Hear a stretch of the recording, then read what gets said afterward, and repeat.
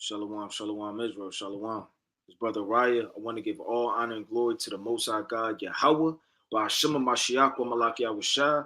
Another strong shalom to all of the mighty brothers that go out there and labor on the highways and byways, making their body living sacrifice. In the rain, the tumults, the demons, the uprises, the uproars, they're out there standing 10 toes down for the name of the Lord. Another strong shalom to all of the mighty brothers that are not out there as of yet, but they're building themselves up, reading, praying, fasting, being diligent, taking notes, doing everything they could do to put themselves in a position to go out there to shake the hand, to wake up the hopeful elect. Another strong shalom to all of the mighty aquaf in this thing that actually sincerely reverence their husbands, being teachers of good things to the children at home, being quiet, shamefaced, submissive, loving, steadfast, cooking, sewing, cleaning, doing all of the righteous acts of our foremothers. Another strong shalom to all of the mighty aqua that are not married as of yet, but building themselves up, reading, praying, fasting, right, being diligent, doing everything they could do to magnify the name of the Lord. Another strong shalom to all of the mighty children in this thing that are zealous, you understand, for the work of the Most High God, right? Reading, praying, fasting, abstaining from all lust, concupiscence, and peer pressure, standing 10 toes down for the name of Yahweh Shem Yahushua.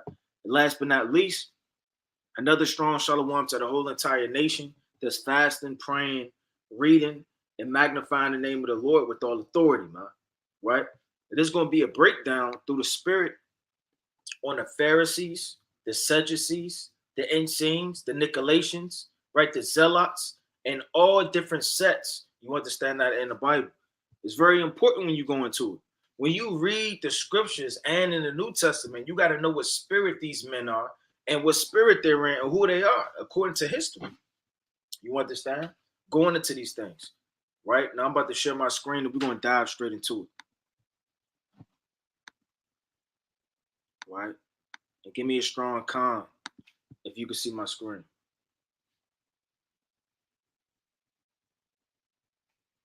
Right? Let me get a con if you can see my screen through the spirit.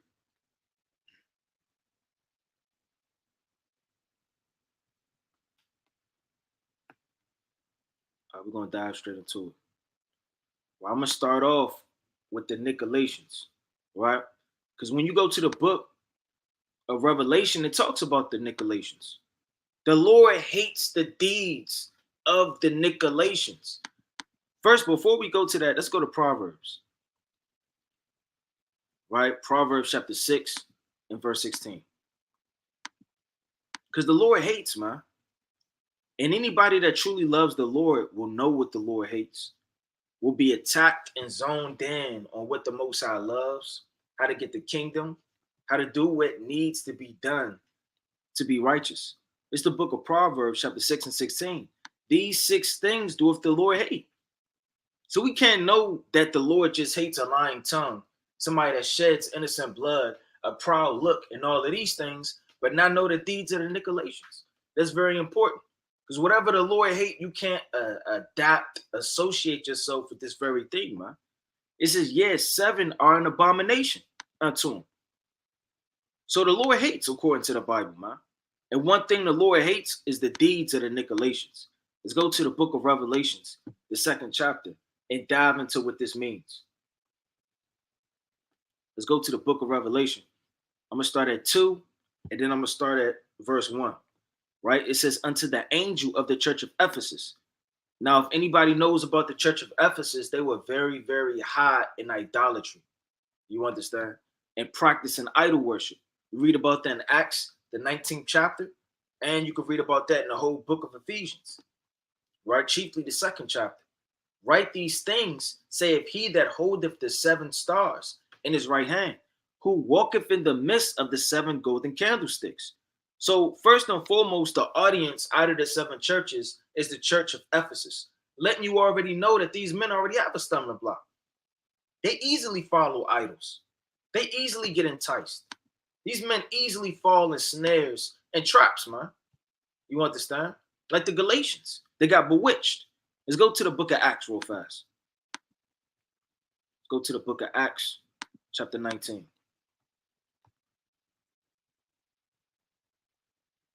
Right? It's the book of Acts, chapter 19, and I'm going to start at verse, this whole thing is crazy, but I'm going to start at verse 26. Moreover, ye see and hear that not alone at Ephesus, but almost throughout all Asia, this Paul persuadeth and turneth away much people, saying that they be no gods which are made with hands. So the whole church of Ephesus, the simple-minded, they were getting bewitched, man, right? By the so-called great goddess Diana, the temple, all of these different things, which was one of the part of the seven wonders of the world, of the ancient world, rather. Let me get that real fast. Seven wonders of the ancient world. You had the seven wonders of the ancient world. Now, out of the seven wonders of the ancient world, you had the temple of Artemis at Ephesus.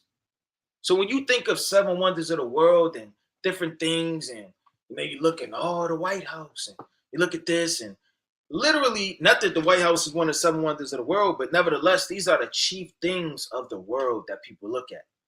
They bow down unto the chief idols, the chief places. Sorcery, man. You understand? We're not dealing with no wonders of the world. But that just goes to show you how high Ephesus was, man, in idolatry and witchcraft, right? So when you go back to it, Ephesus wasn't just a small town somewhere, man, where people were kicking around stones, right? Salakia. Let me go back to it. It says Artemis at Ephesus. Now, when you go back to Acts, the 19th chapter, it's Acts chapter 19, and I'm going to start at 27. So that not only this, our craft is in danger. So you had working men that made idols, and their work was in danger because why? Paul was turning away those men from following those idols to be set at naught. But also that the temple of the great goddess Diana should be despised, and her magnificence should be destroyed, whom all Asia and the world worshipped, man. So the whole world was worshiping this thing. It was one of literally the seven wonders of the ancient world. So this wasn't a small matter. It just goes to show you the spirit of idolatry, how heavy that was. Where, man? In Ephesus. Let's go to the book of Ephesians, chapter 2 and verse number 1. Just to deal with this church and the spirit that they were in. It's the book of Ephesians, right? Chapter 2 and verse number 1. And you have ye quickened, who were dead in trespasses and sins. Who were the trespasses and what were their sins really? Idolatry, man. Each one of these churches has a spirit. Wherein in time past ye walked according to the course of the world. Because why? The whole world was going off, man. The whole spirit of these idols and things were attacking not only Ephesus, but spread throughout the world. According to the prince of the power of the air, the spirit that now worketh in the children of disobedience, right?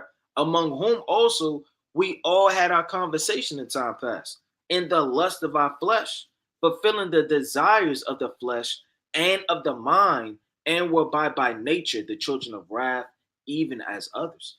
Because you have men lusting after idols, man. All lust of the flesh isn't physical with women or physical with men. Going back to Revelation, right, chapter 2 and verse number 2, I know thy works.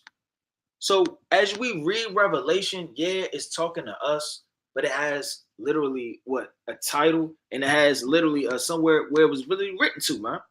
Paul didn't just write to you all day, man. It was literally a church, right, of Thessalonica. It was really a church of Corinth. There was really a church of Ephesus. So keeping all this in context, the Lord said, I know your works and thy labor and thy patience, and how thou canst not bear them which are evil. Who were those men that were evil in the church of Ephesus, man? During this time, it was the Nicolaitions, man, the false prophets, the false apostles. These men that had damnable heresies and lies, persuading and bewitching simple-minded men. It says, and thou hast tried them. I'm going to read that again. And thou hast tried them, which say there are apostles and are not, and has found them liars. So you had men transforming themselves into the angel of light during this time at the church of Ephesus. Not just in Ephesians and Ephesus, but all throughout. Men was carrying on the spirit of the Nicolaitions that we're going to go into. Right, let me get 2 Corinthians chapter 11 and verse 13. Get this quick precept. It says, for such as false apostles, deceitful workers, transforming themselves into the apostles of Yahweh. So you had a lot of men in the ancient world, they would profess themselves as coming in the name of the Lord, profess themselves as apostles, prophets. And what happened in the book of Jeremiah, the 28th chapter? Where Hananiah said he was going down break the yoke of Nebuchadnezzar. Yeah, many false prophets, many men with garments on proclaiming the name of the Lord, man, transforming themselves into the apostles of Yahweh. And marvel and no marvel, for Satan himself transformed into an angel of light. And that should just go to show you, man, that woman you talking to, brother, she may not be for you. Sister, that man you talking to, hey, he may not be for you, man. That understanding, you're looking at it fourfold, and maybe is this really saying what I think it is? Well, brother, that may not be saying that, man. Hey, Satan going to transform himself into an angel of light, whether that be a job, your family, your situation, playing on your feelings, your emotions. And this thing get deep. It says, and has borne and has patience, and for my name's sake has labored and not fainted. That's not just talking about the persecutions that was going on. What does it mean, and for my name's sake has labored and has not fainted? A lot of men were fainting through doctrines and philosophies. Everybody isn't just going to stand strong in the understanding. That's why the Lord said through the hand of Paul, you go to Ephesians chapter 4 and verse 14, that men were getting uprooted in this thing, man. That's why the Lord say, hold fast to which thou knowest and which thou hast, paraphrasing. Ephesians chapter 4 and verse 14, that we henceforth be no more children, tossed to and fro, and carried about with every wind of doctrine. So what was going on in the church of Ephesus? Men believed one thing, then somebody else seduced them, then they believed something else. Somebody else seduced them, they believed something else. A wind is just going to go everywhere. It says, by the slightest of men and cunning craftiness, whereby they lie in wait to deceive. So the Nicolaitions were lying in wait to deceive, man. A lot of men lie in wait to deceive. T.D. Jakes, Creflo Dollar, all of these false apostles and false pastors, they lie in wait to deceive you. Nevertheless, I have somewhat against thee, because thou hast left thy first love. They left Yahweh. They left the understanding. They were first rooted, they knew about it, and got swayed through the wind of doctrine by the slightest of men. And you could leave your first love. Yeah, we break this down in the spirit, talking about we leave our first love. You know, the scripture I haven't read in a while. I know. But in context, you could leave your first love, man, and pick up the world. Pick up that football again. Pick up that soccer ball again, that basketball again. Pick up Christianity again. You can leave your first love. And when you first came into this truth, you were on fire, man. You were reading 24/7, fasting, put down the weed, you threw it in the toilet. You were zealous, telling your uncle, your auntie, your grandmother, right? Telling your mother, telling your wife, or wife telling your husband, hey, man, you were, it was a light you couldn't hide, man. But now what's going on? You get dim, flame flickering, spirit not right, double-minded, not on fire, not zealous. And you were moving in the spirit of these men on multiple levels. Remember, therefore, from whence thou art fallen. Meaning what? Remember, therefore, from whence thou art fallen. Remember your past, man. Remember where you came from. Remember the idolatry that you left. Remember all of the slightest of crafty men that was lying in wait for you. Remember the same thing that you overcame. Because we failed, man. But the Most High lifted us up. The Most High had us stand up on our feet and repent and do us the first works, or else I will come unto thee quickly and will remove thy candlestick. What is the candlestick? The church is the candlestick. The Lord is saying, I will remove the whole church, because the whole church was dealing and believing in heresies, lies. Let's go to the book of Revelation, the first chapter. It's Revelation chapter 1 and verse 20. It says, the mystery of the 7 stars which thou sawest in my right hand, and the 7 golden candlesticks, the 7 stars, which are the angels of the 7 churches. Check that out. And the 7 candlesticks, which thou sawest, are the 7 churches. So the Lord said, look, I'm not just going to blow you out, one man out. I'm going to disgrace and blow the whole candlestick out of the whole church, out of his place, lest thou repent. She had a remnant that were on fire for the Lord, but then you had a lot of other men in his church, and they were going off. But this thou hast, that thou hatest the deeds of the Nicolaitions, which I also hate. So what does that mean? Let's pull it up in a blue letter. If we even got the blue letter up. Okay, through the Spirit. Okay, here we go. Nicolaitions, destruction of people.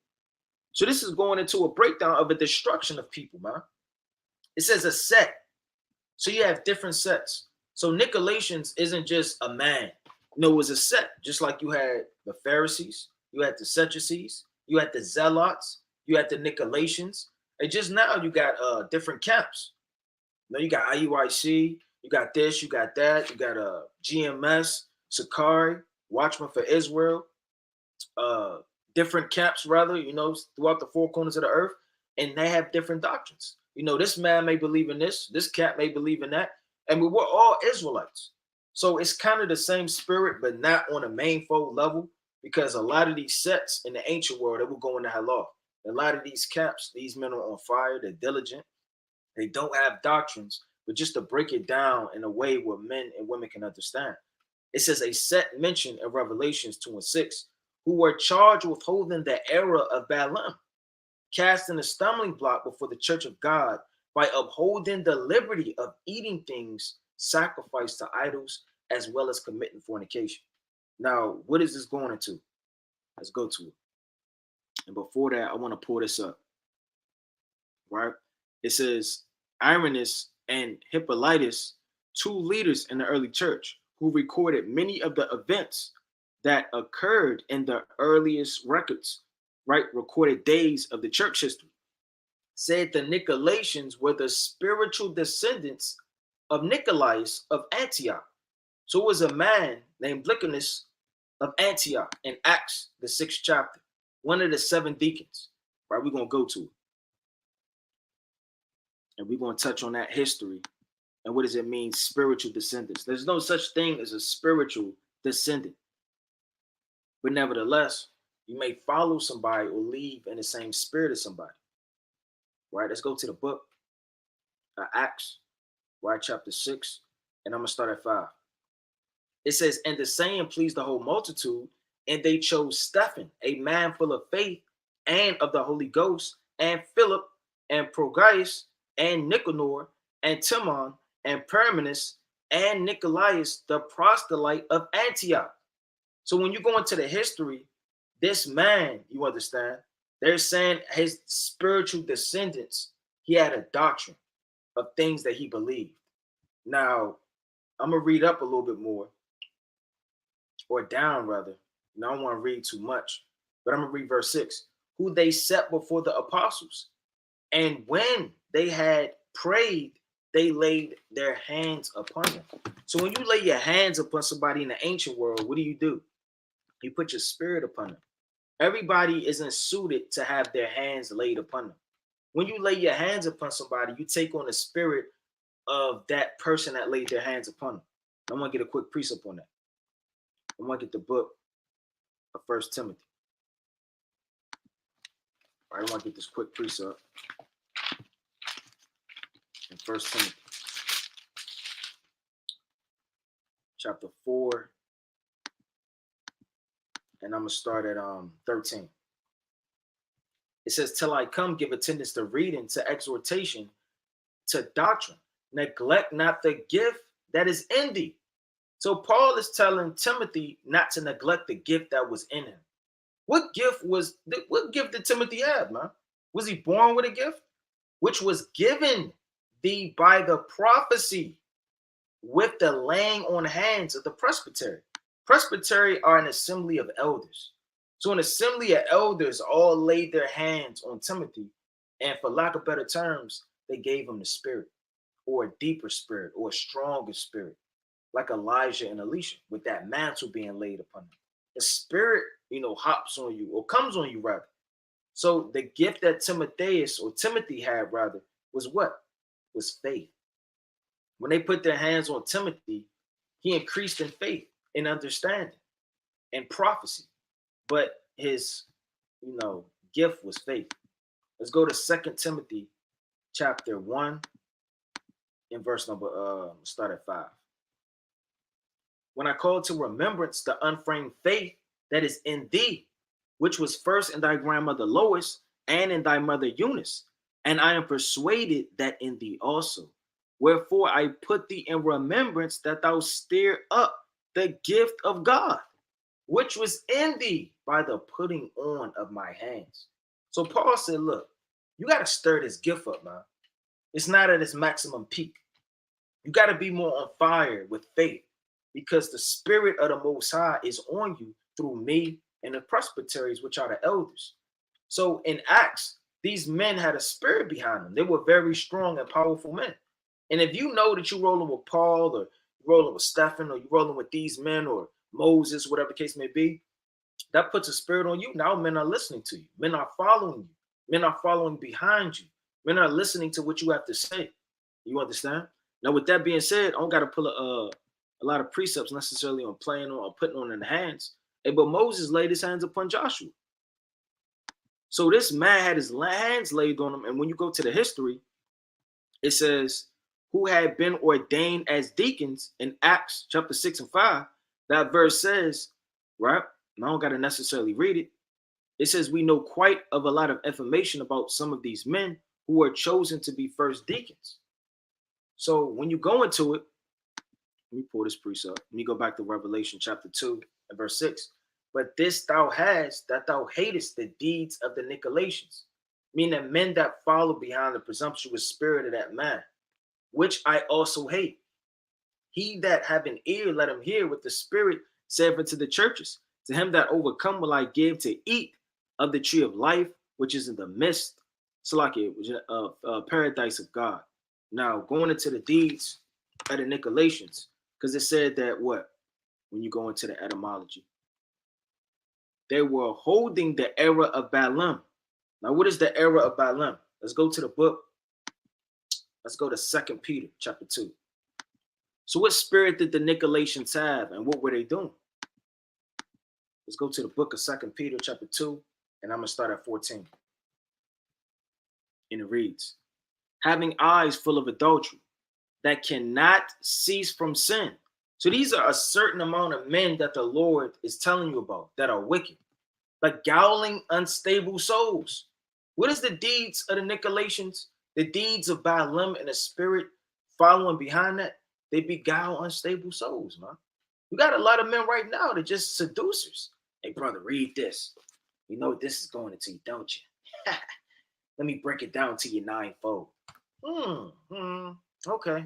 You just sitting up there and taking notes, man. Just unstable. You don't know what's going on. Last time I checked, we should believe in Paul, but I don't know. This brother has strong reasoning. Now you're just all over the place. And the heart that they have exercised with covetous practices, cursed children, which have forsaken the right way. So these men once knew the right way, man. Ephesus knew the right way. All of these churches, they knew about the Lord. They knew about prophecy. They knew about Yahweh during the time of Adam, man. Enoch was prophesying about the Lord, that he was coming with 10,000 times 10,000. Who changes? The Most High doesn't change. His words don't change. Man changes. Doctrines change. Even to this very day. It says, who have forsaken the right way and are gone astray, following the way of Balaam, the son of Bezor, who loved the wages of unrighteousness. So the same way how Balaam, he loved to rebel, he loved not to listen to the Lord, he loved to go out the way. Hey, the Most High told him what to do. He told him where to go. He told him what path to take, who to talk to, who not to talk to. He gave him the right understanding. But you know what he did? He questioned it. He was rebellious. He leaned on his own understanding. Those were the deeds of the Nicolaitions, man. They seduced men. And what? They were stubborn. They were out of the way. And they leaded a lot of men to destruction. But let's go to it. Let's go to the book of Numbers, chapter 22. Because the Lord is making a parallel from the deeds of the Nicolaitions, right, to Balaam. Let's go to Numbers chapter 22. And I'm going to start at verse 12. It says this. And God said unto Balaam, thou shalt not go with them. Thou shalt not curse the people, for they are blessed. And what if the Most High told you something? You think the Lord got to tell you 2 and 3 times? Who are you for the Most High to keep speaking to you over and over? If the Most High say jump, you say how high, man. You don't say jump for what? You sure you want me to jump? I mean, what scripture says that? Is this really the Most High? And he had a type of spirit where he had to continuously question the Most High, man. And Balaam rose up in the morning and said unto the princes of Balak, get you into your land, for the Lord refuses to give me leave to go with you. And the princes of Moab rose up, and they went unto Balak, and said, Balaam refused to come with us.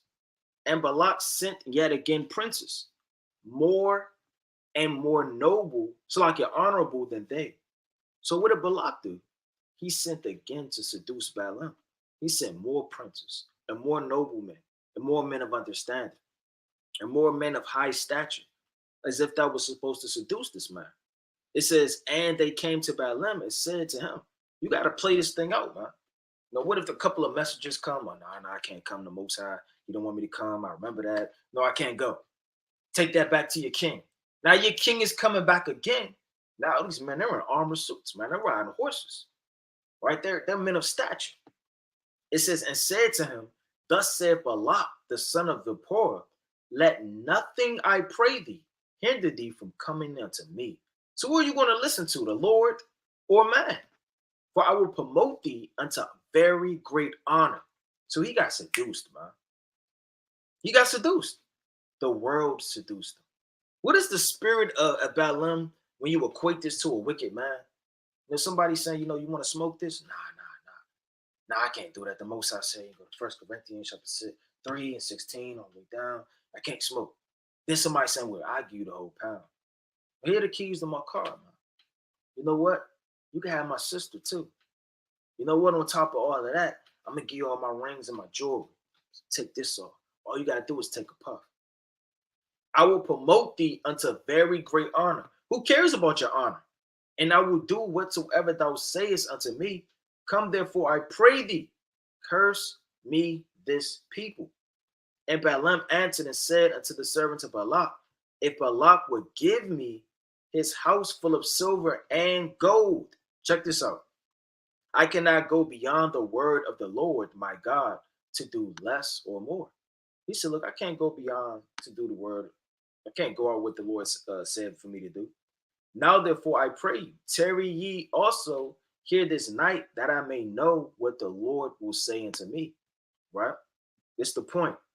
And God came to Balaam at night and said unto him, if the men come to call thee, rise up and go with them. But yet the word which I say unto thee, thou shalt do. So the Lord gave him over to go into a second time. Now the Lord isn't changing up and the Lord don't know what to do. No, man is baffled. Man is contemplating the riches, contemplating what's going on. And what did he do? He saddled his ass and went unto this man, which ultimately led to what? His destruction, man. His rebellion. An angel, ready to cut him in two, man. So that rebellion and that spirit is real deep when you go into it. Going back to 2 Peter chapter 2 and verse 16, but was rebuked for his iniquity.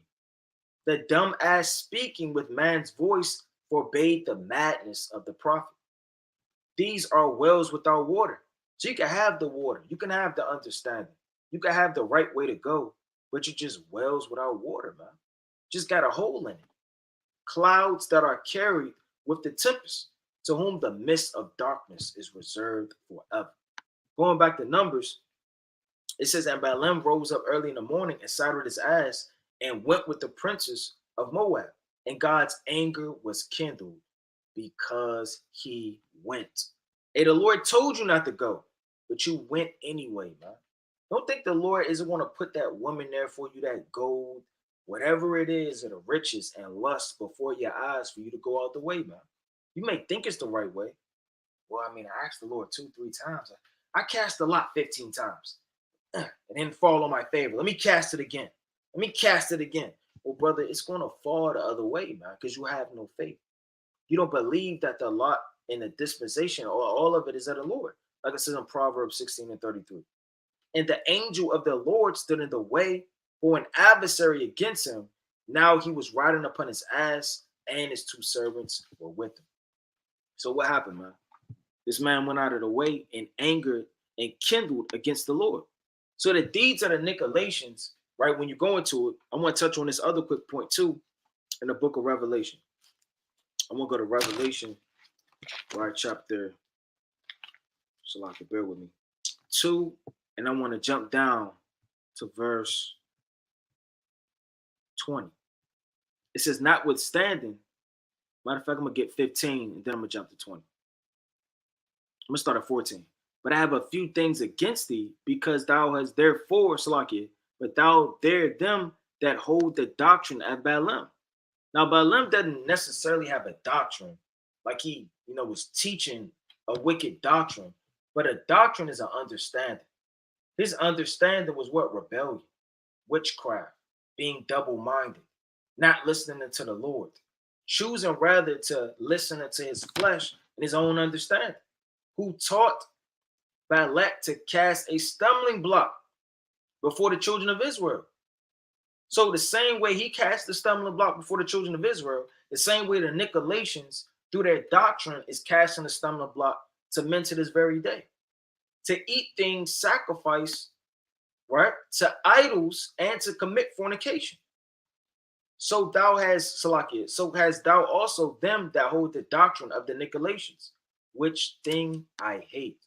And Nicolaitans, that could be your modern day Christianity, could be your modern day theologian school, your modern day priest, so-called missionary school, and you're dressing up and you got your damn thing going on, and just madness, man. It's a doctrine.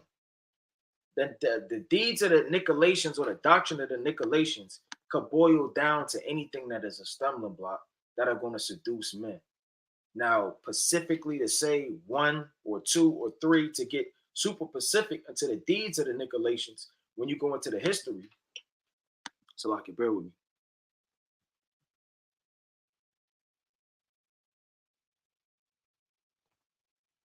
Well, now I'm not going to read this whole thing, but nevertheless, he was not afraid of taking an opposing position. Evidence is by his ability to change religion twice. So this man, he wasn't afraid to take a different opposition or way of thinking than what the men above him thought. So if you're in a church or a prophet you're following, and that prophet is following the Lord, you understand, hey, you can't just think different things and move out of a different spirit. That just goes to show you how strong his witchcraft and his rebellion was for him to go out of the way. If men are going to lay hands on you and then that spirit is on you, you have to fight real hard to get that spirit off you to think something else, man. What if Paul put his hands on you, man, spiritually, and then he gave you faith? I don't really like faith. You know what I like? I like the opposite of faith. I like questioning things. And men are already looking at you because you have your hands laid on you. They already believe in everything you say. You're already in a land full of corruption and a land of double-minded men. That's why it's very important, as much as you can, to be rooted and grounded. We're not just saying that for fun, man. If you're not rooted in this truth and believe what it is that you believe, some camp is going to come along, some doctrine in the last days, something is going to sift you out because you're not rooted. Rooted is not just talking about, the precepts, man. Rooted and grounded, like it says in the book of Colossians, man. Let me get that real fast. And built up. Let's go to that. Let's go to Colossians. If you're not rooted and grounded in this thing, in many ways than one, now is the time, man. The Lord said, rooted and built up in him. Why is he saying this? What's going on in Colossians? Let's read verse 4. And this I say, lest any man should beguile you with enticing words. So enticing words can uproot you out of the faith, like the deeds of the Nicolaitions, man. Don't think you only could be uprooted by that lust of the flesh, of women, and gold, and being angry, and hating your brother deep in your heart. Something is so small as listening to a conversation you have no business listening to, being at the wrong place at the wrong time, clicking on that wrong link, reading out of curiosity that wrong book. It's going to entice you. Now you're slowly uprooting yourself. It says rooted and built up in him and established in the faith as ye have been taught. So you have to continue on what you've been taught, abounding therein with thanksgiving. Check that out. Beware lest any man spoil you through philosophy and vain deceit. So Paul was going around all the churches telling men this. After the tradition of men and the rudiments of the world, not after Hamashiach or Malaki Awashah. Right? So let me get this real fast inside right. It says, be steadfast in thy understanding, and let thy word be the same. So men were seducing with their different doctrines. Who your modern day Nicolaitans, man? The Christianity church. They're your modern day Nicolaitans. They're your modern day seducers. They're your modern day liars in their sect because you're not a Christian. You're not a Muslim. You're not a damn Buddhist. These are sects, man, and different things. You got the Israelite that's a so-called Muslim. You got the Israelite that's a so-called Christianity. You got the Israelite Buddhist. It just sets in different religions and understandings. Repent, or else I will come unto thee quickly and will fight against them with the sword of my mouth. And the Lord said he will destroy you, man, if you don't get rid of that thing. Now, I wanted to touch on that. I don't want to get too deep and keep reading. But nevertheless, the deeds of the Nicolaitans, Yahushua hates a false doctrine. And the Lord said he gives you good doctrine in the book of Proverbs, chapter 4, verse 2. Forsake ye not my law.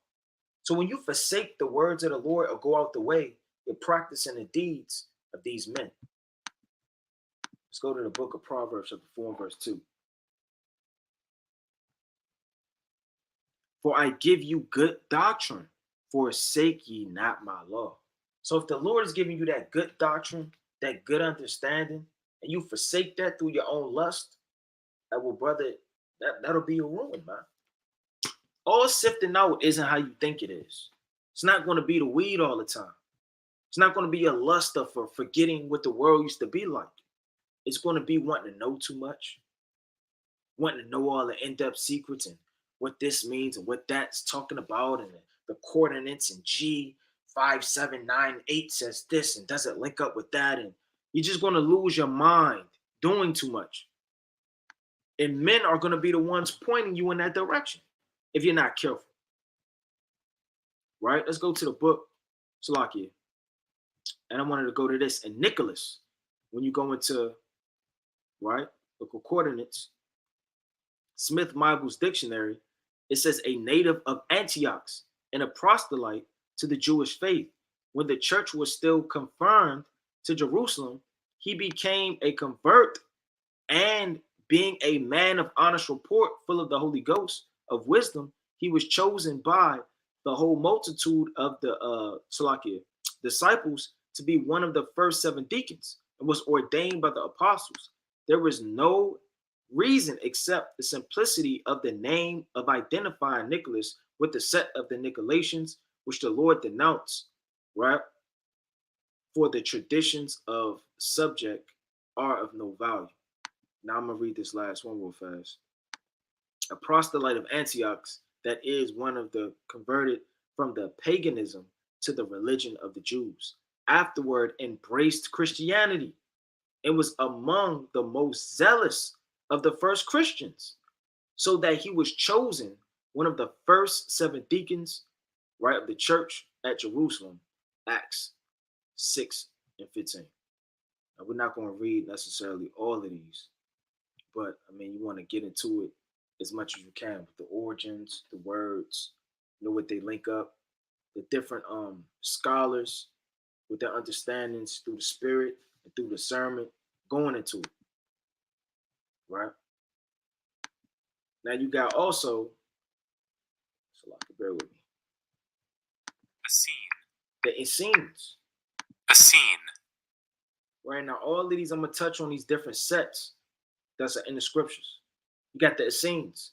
It says a member of an ancient Jewish ascet of the 12th, so like the 2nd century BC, 2nd century AD in Palestine, who lived in highly organized groups and helped poverty in common.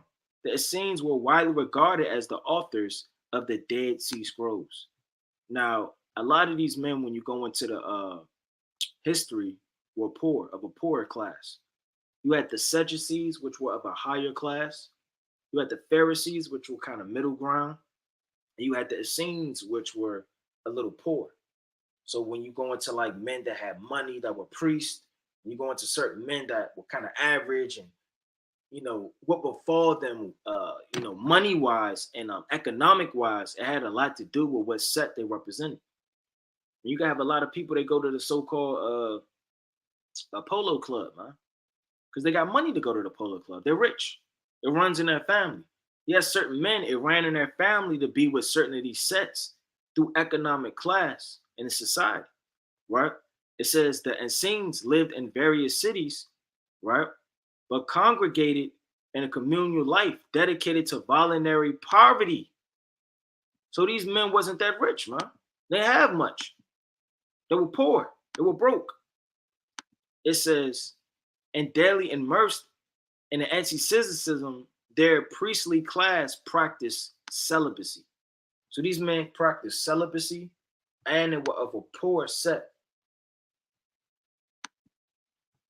It says, like the Pharisees, the Essenes, right? So like for the pronunciation, Nicolaitions observed the law of Moses and the Sabbath ritually in purity. They also profess belief in immortality and divine punishment for sins, right? So they believed in immortality, and they believed in the punishment of sins, and they believed in the Sabbath and the law. But unlike the Pharisees, the Essenes denied the resurrection. So they believed in everything that the Pharisees believed in except for the resurrection. So all of these different sets, it's as if they all believed in the law, you understand, and carnal, but each one of them had a different spiritual understanding.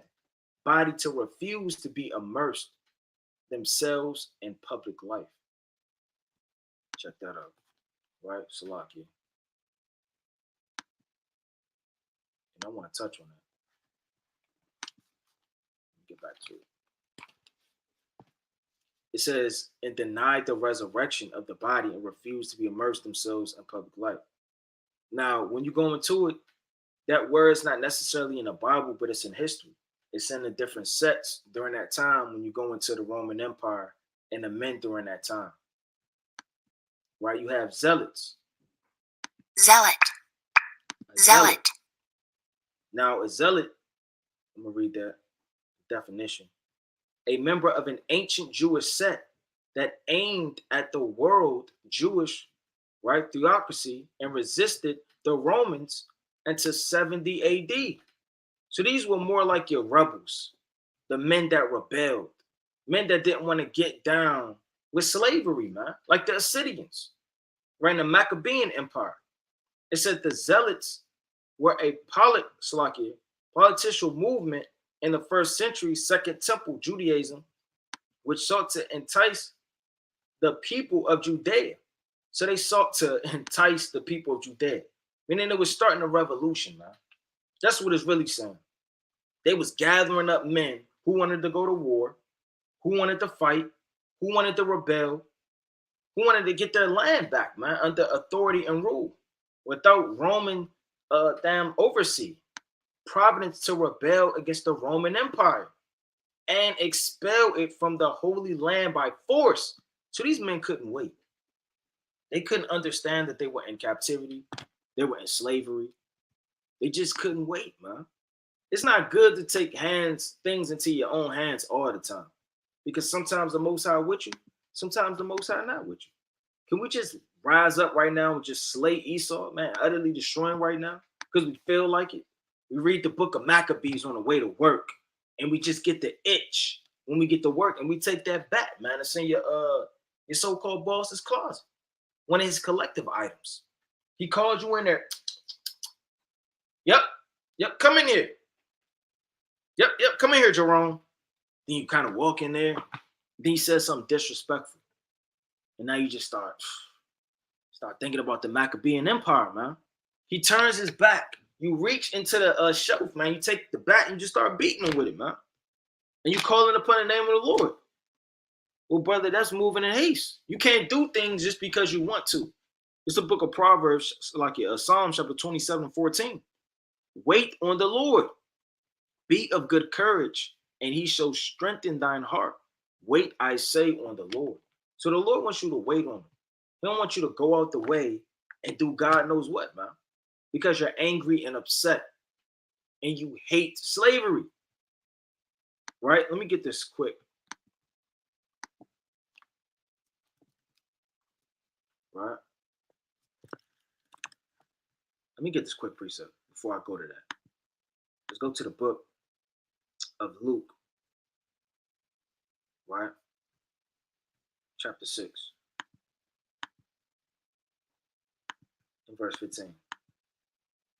It's Luke chapter 6 and verse 15. Matthew and Thomas, James the son of Alphaeus, and Simon called Zealots. Right? Now I'm going to look that word up and we're going to go into it in the concordance.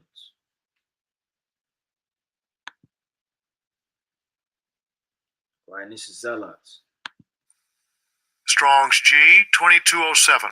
Zealotes. Right? What does that mean? One burning with zeal, used of God as jealousy of any rival and sternly vindicting his control, most urgently desirous of zealous for a thing. You can't be too zealous for a thing, man. It'll overthrow you. If you're too zealous for a matter, it'll overthrow you in your mind, man. You're too zealous to start your car and it's a red light, man. You're going to get in a car accident.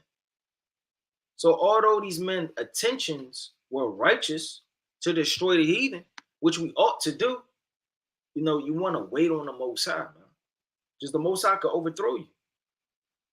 Used of God as jealous, right, Salaki? I believe it says the same thing. It says, from the time of the Maccabees, there existed among the Jews a class of men called Zealots, who rigorously adhered the Mosaic, adhered to the Mosaic law and devoured even by the resort to violence after the example of Phineas. So these men are looking at the accounts in the scriptures like, well, Phineas killed him. Phineas rised up. Why can't I rise up? It says to prevent religion from being violated by others. So they was ready to be the damn Maccabees all over again, man. But in the latter days of the Jewish Commonwealth, they used their holy zeal as a pretext for base crimes. So, I mean, they were kind of going off, man, straight up. Can't steal a sword to do your work and ravish and jump into a house and by all means necessary, spirit, man. Right, next thing you know, you got charges. Next thing you know, you're a wanted man. You have to heed right to the magistrates and men that have authority over you. Now, if they're telling you to break God's commandments, that's something else. They were going to hell off in the Maccabees Empire. You can see why they rose up, man. It wasn't like they just rose up and all hell broke loose. No, these men were sacrificing blood upon the altar. They were doing God knows what. They were calling, bowing down to one another and all type of manner of fornication and seducing spirits. Those men had to rise up, man. And they did it for the Most High. It was a different spirit behind it. It says, to the class, perhaps Simon, the apostle, had belonged to the hence, got the surname. So, I mean, this man was in this thing, man. Let's go to the book of Acts. Let's go to the book of Acts, chapter 5. To go into the Zealots. It's Acts chapter 5 and verse 36. And it reads, For before these days rose up Thaddeus, boasting himself to be somebody. So this is Gamaliel speaking, man. Right? It says, to whom a number of men, about 400, joined themselves, who were slain, and all, as many as obeyed him, were scattered and brought to naught. When you go into the history, this man Thaddeus was known as one of the Zealots. Gathered up a bunch of men to do God knows what, man. They got slew and got overthrown, all because of what his zeal, him doing what he wanted to do, what he thought was right, what he thought was righteous in his mind. All killing isn't proper killing in its time. To everything there is a season, man. It may not be the season to kill right now. It may not be the season to rise up right now. Just because it's in your bone and it's quaking and it's jumping and it's itching, don't mean you have to take things onto your own understanding and opportunity, because it's going to be a ruin. What happened to Azarias and the captains of the host in the time of Maccabees, man? What happened to those men? They got slew. They got the whole inhabitants killed. It says, for behold, these days rose up Thaddeus, boasting himself to be somebody. And somebody could boast himself to be a warrior, a soldier, a leader, sent from the Most High, to whom a number of men, about 400, joined themselves, who were slain, and all, as many as obeyed them, were scattered and brought to naught. After this man rose up Judas of Galilee. This man in history, when you go into the history, was, they say, one of the first beginning men of the Zealots. Right, let me see if I can pull that up in history.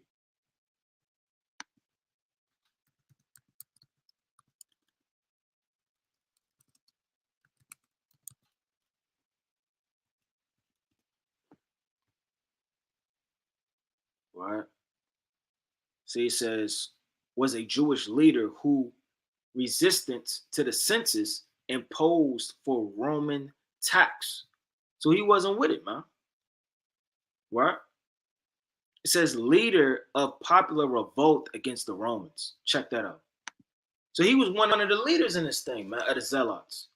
So when you go into Thaddeus and you go into this man Judas the Galilean, those men were one of the leaders to rise up and go against the Romans. It says leader of popular revolt against the Romans at the time when the first census was taken in Judah, in which revolt he perished and his followers were dispersed. Check that out, man. It said they were dispersed, meaning they ran. All hell broke loose. So just because something feels right or sounds right, you can't move it like that, man. So you had a set of warriors, but it wasn't assembled by the Most High. Don't each war or each so-called army have a captain, have an officer, have a king, have a lieutenant, have some type of structure? Can't just have a man rising up, taking things upon himself and just charging a war through zealousness with no type of protection or leadership. It says, after this man rose up Judas of Galilee in the days of the taxing and drew away much people after him. Meaning I'm not paying taxes. We just read it in the history. I'm not going into that, man. I'm not bowing down to this. I'm not doing this. I'm not paying no damn taxes. Hey, the Lord paid taxes, man. Joseph and Mary paid taxes. So you can't be too over-righteous, not wanting to serve, not necessarily serve as far as bowing down, but in this society. And the Lord said you should serve him in hunger and thirst. I mean, literally, we have to go to his giants, his food markets. Can't just break down his store with a shotgun and hold it ransom.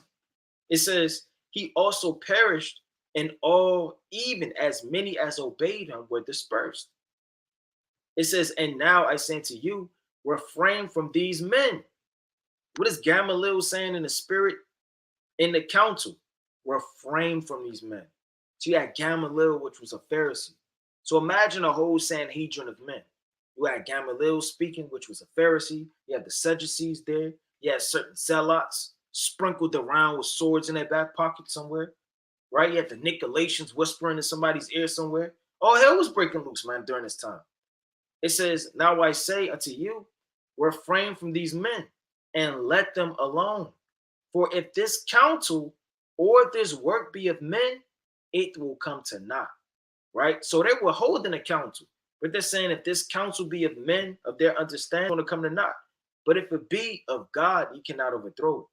And he was kind of, I wouldn't say necessarily sneak dissing the Zealots, but he was letting them know that that's why they got overthrown, because it wasn't of God. Be with what we know is righteous, what we know to follow, what we know to be true. It says, but if it be of God, you cannot overthrow it, lest happily you be found even to fight against God.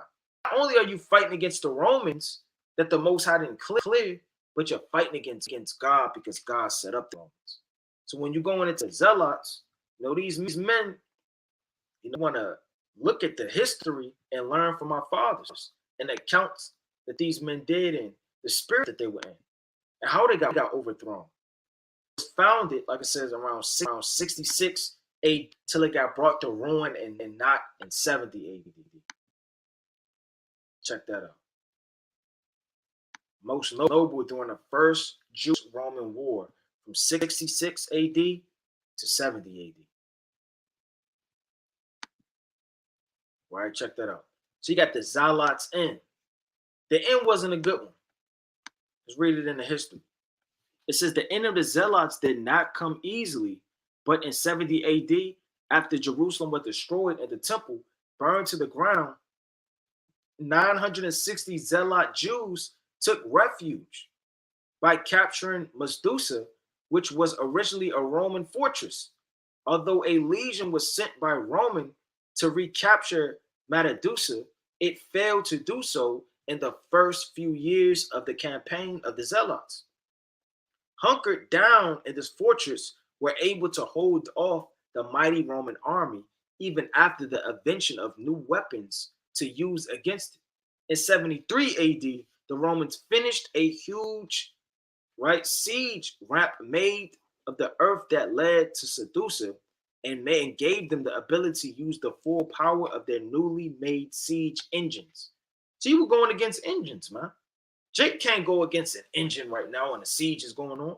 They don't have that type of military power. Against the walls of Masdusa, when the fortress was stormed, the Romans found all the people had committed suicide. Damn.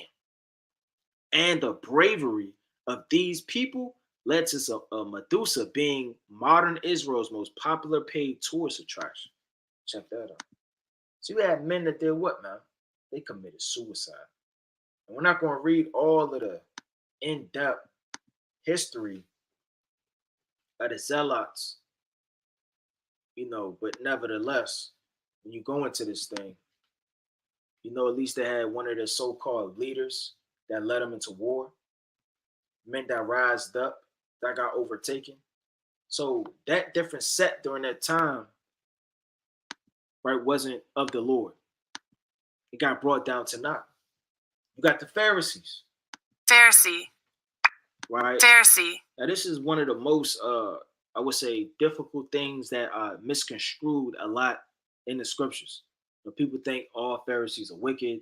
People think Pharisee means wickedness. People feel like, they're not. They're on fire. They know the law. They were the leaders, XYZ.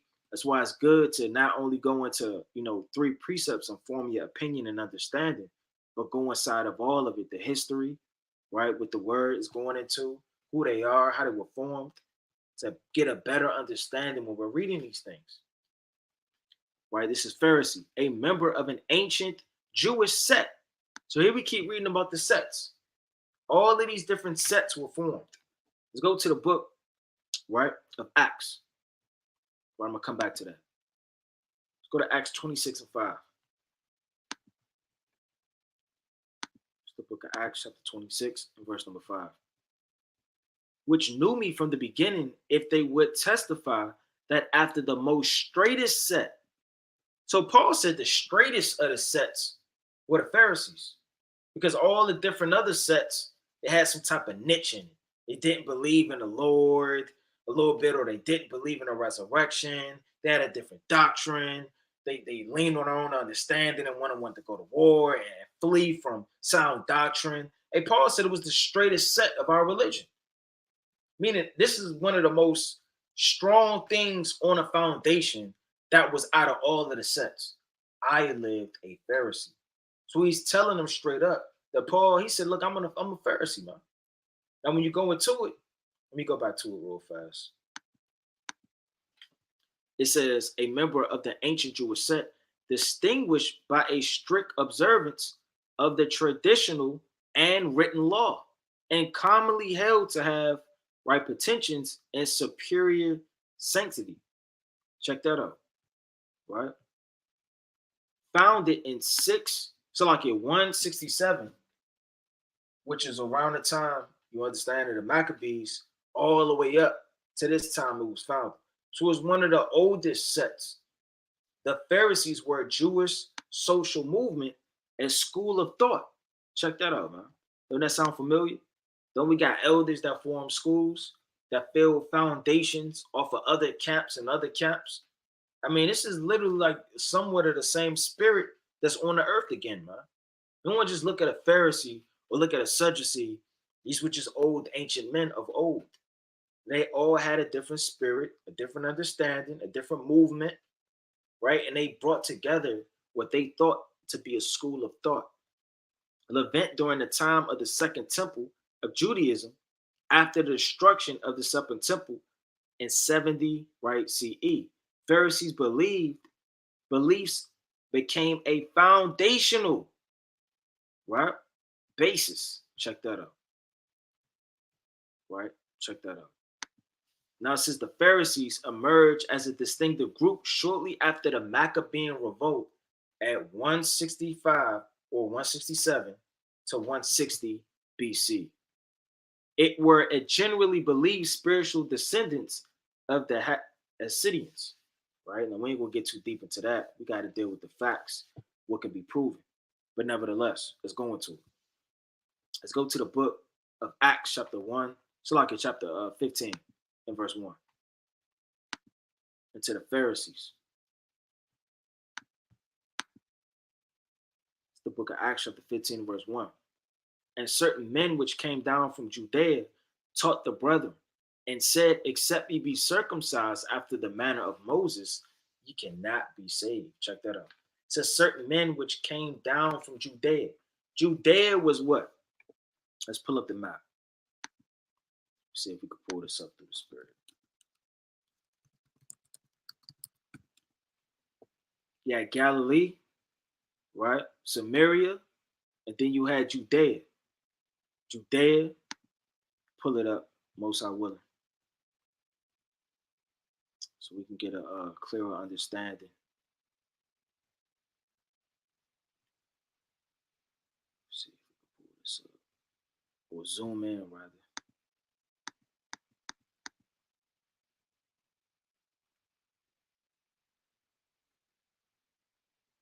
All right, I don't really got any really good pictures. But nevertheless, it was like you wanted to come down to Judea, because that's where the schools were. That's what the understanding was. In Judea. In Jerusalem. We had different schools without as well, but nevertheless, you wanted to come down. Yeah, Salakia. Lord willing, we could get another map. Another time. I could have to pull one up before the live.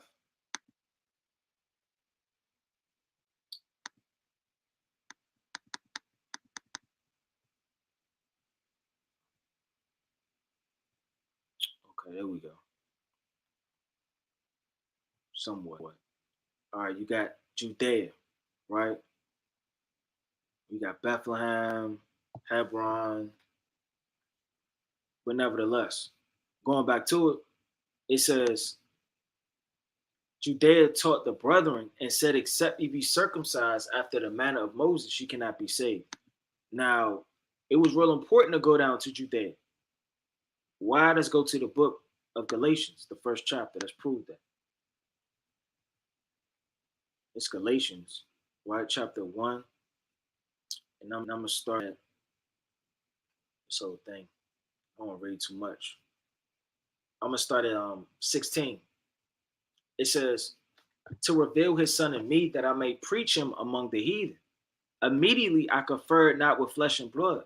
So when Paul got the understanding from the Most High by Hashem Yahushua, Paul said he didn't confer with flesh and blood, meaning the elders, the Sanhedrin, the Pharisees.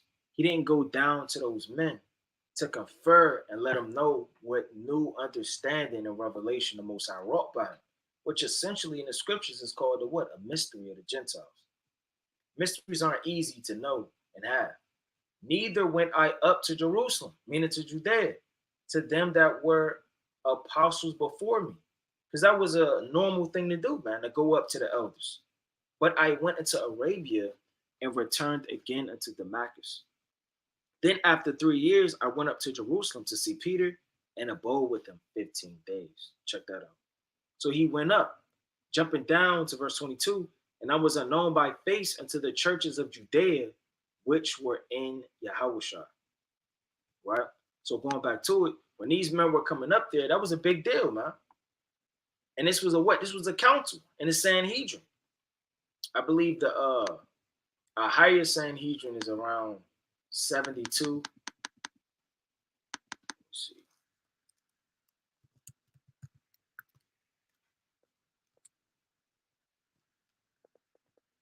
Pull this up real fast.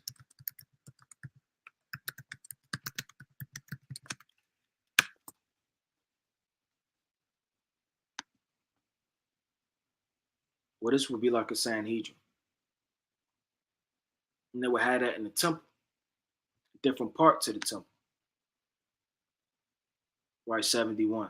Some sources say 72, but nevertheless, the Sanhedrin, right, sitting together, hence assembly or council, was an assembly of either 23 or 71. Because you had a lower Sanhedrin or a lesser Sanhedrin, and you had a greater Sanhedrin. This was a greater Sanhedrin and a heavier matter that they were having in Acts the 15th chapter. When therefore Paul and Barnabas had no small dispensation and disputation with them, they determined that Paul and Barnabas and certain other of them should go up to Jerusalem unto the apostles and elders about this question. So when all hell was breaking loose, they said, man, you need to take this to the men before, man, and really get into this matter. Verse 5, but there rose up a certain set of the Pharisees, which believed, saying, so, I mean, a set is like a party.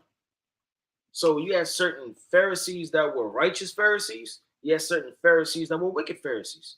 All Pharisees wasn't wicked, going off and trying to kill the Lord, man. It says, but there arose up a certain of the set of the Pharisees, which believed, check that out, saying that it was needful to circumcise them and to command them to keep the law of Moses. And the apostles and elders came together for to consider this matter. Now, we're not going to read this whole thing, but just to go to show you that, you know, the scriptures, when they talk about Pharisees, they're not all wicked, man. Let's go to the book of Luke, chapter 7, and verse 36, real fast. And then I'm going to link that up.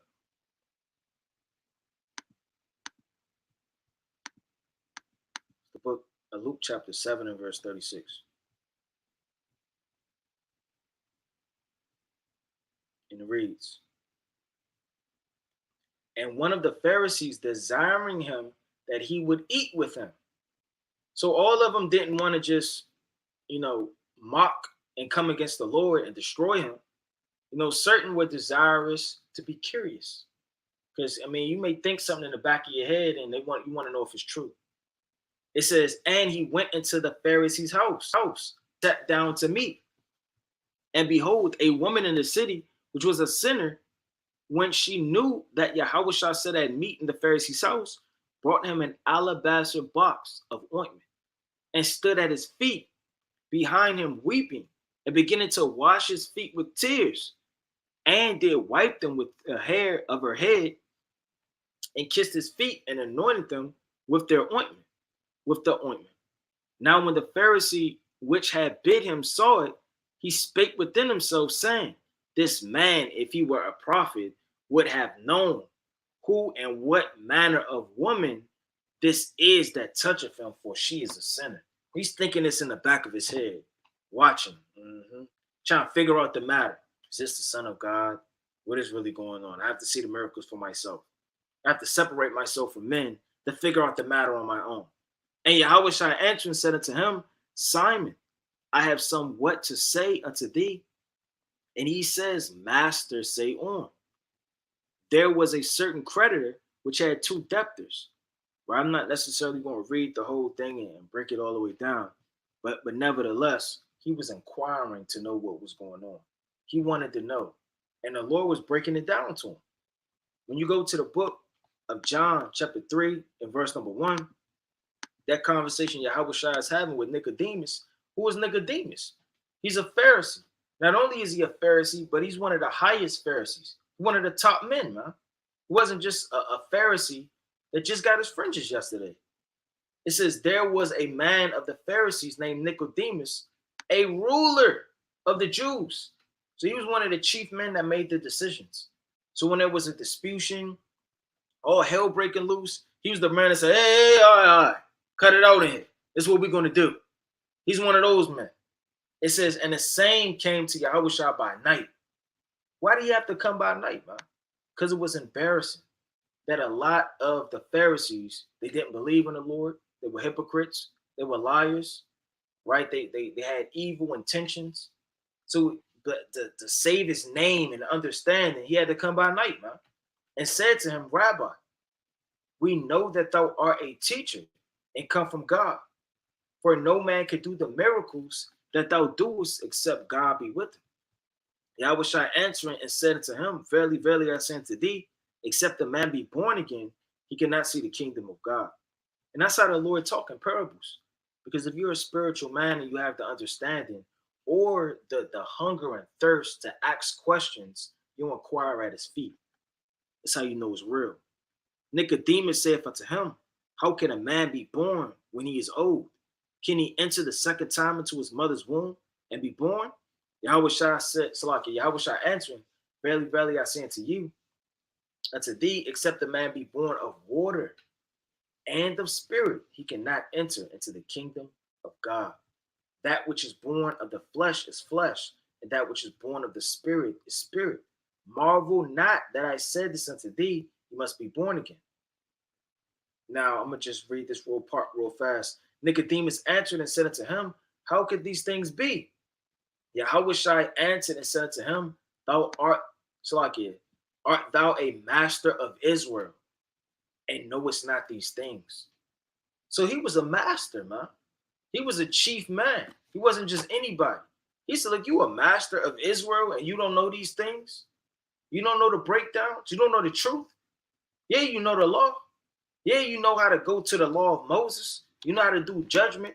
You know how to lead the people, but you don't know spiritual things. You don't know about me. You don't know the true understanding. This was a lot of tripping up of a lot of Pharisees, man. When you go to the book of John, chapter 7, and I'm going to start at 45, right? It says, then came the officers to the chief priests and Pharisees, and they said unto him, why have ye not brought him? And what is this off? What you mean, why you haven't brought him? Well, let me read 44. I mean, this whole thing is kind of hard. I'm going to read 40 all the way down. It says, many of the people, therefore, when they heard this saying, they said, of a truth, this is, we're talking about the Lord. Others said, this is Christ, but some said, shall Christ come out of Galilee? So some people over here, some people's over there. What was going on in the 7th chapter of John? It was the feast. So you had literally chief men talking about this. This wasn't just two random people, man, just having a disagreement. This was the Sanhedrin, right? Not necessarily holding a council, but a bunch of Pharisees, bunch of men. Have not the scriptures said that Christ cometh out of the seed of David and out of the town of Bethlehem, where David was? So there was a division among the people because of him. Check that out. And some of them would have taken him, but no man laid hands on him. So some of the Pharisees, They had one way of thinking, another one that had another way of thinking, another group of men, which were the Jews without, that had another way of thinking. It was a different understanding of philosophies in the ancient world of what men thought, the different sects and the spirits that were lingering and running to and fro. Then came the officers to the chief priests and Pharisees, and they said unto them, why have ye not brought him? Meaning, what are you doing? The officers answered, never man spake like this man. Meaning, why should we? No one's speaking like him. He got to be a prophet. Then answered them, the Pharisees, are ye also deceived? So some Pharisees are like, man, are you deceived by this man?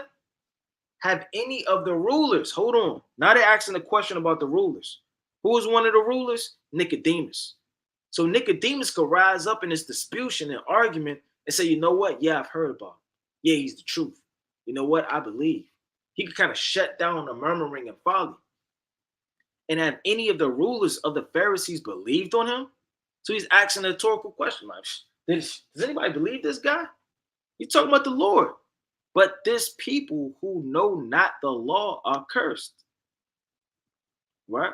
Nicodemus saith unto them, he that came to Yahushua by night, being one of them, doeth our law judge any man before it heareth him, and know what he doeth? They answered and said unto him, art thou also a Galilean? Meaning, what side are you on? Are you on a Galilean side? Are you a prophet now? Are you with Yahushua? Or are you with us? That's like your king, so-called Joe Biden, so-called president of the United States. And then he's saying, you know what? The Israelites are so-called blacks, Hispanics, and Native Americans. Now all of his people said, whoa, are you in the presidency? Aren't you one of us? Aren't you an American? It says they answered and said unto him, art thou also a Galilean? Search and look, for out of Galilee ariseth no prophet. And every man went into his own house. So what, man? You had Nicodemus rising up and speaking up, man. And he was one of the chief rulers of the Jews. He was a Pharisee. So you had some Pharisees, these men, they were righteous, they were on point, but you had a lot of them, which was a set in spirit, that were going the hell off, man. Let's go to the book of Philippians, chapter 3, to get a little bit more on that.